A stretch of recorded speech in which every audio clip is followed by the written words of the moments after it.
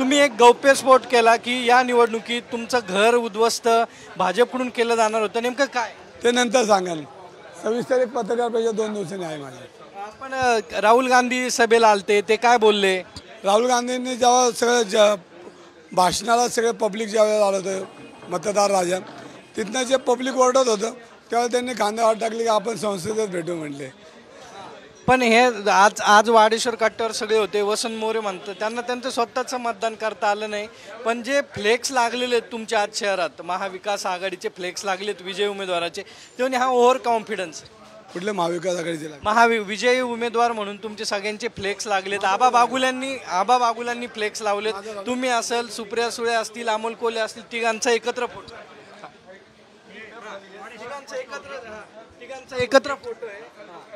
हा कार्यकर्त्यांचा उत्सव असतो, पण मी उतोळेपणाची निवडणूक कधीच लढवली नाही. मी आजही सांगतो की मतपेटीमध्ये मतदार राजा आहे, तो निर्णय देणार आहे आणि म्हणून मी तो कौल जो असेल तो मला मान्य राहील. वसंत मोरे म्हणतात ओव्हर कॉन्फिडन्स आहे. तात्या विचारवंत, तात्या निवडणूक लढवतात. वसंत दादा म्हणतात 4 लाख मतं त्यांना मिळणार. 4 लाख मतं त्यांना मिळणार ते म्हणतात. नाही, तो त्यांचा अंदाज आहे ना, त्यांचा अंदाज कोणाला सापडला नाही. तुमचा अंदाज काय? नाही, मी पुणेकर सुज्ञ आहेत, मतपेटीत आहेत, जो निर्णय होईल तो योग्य होईल.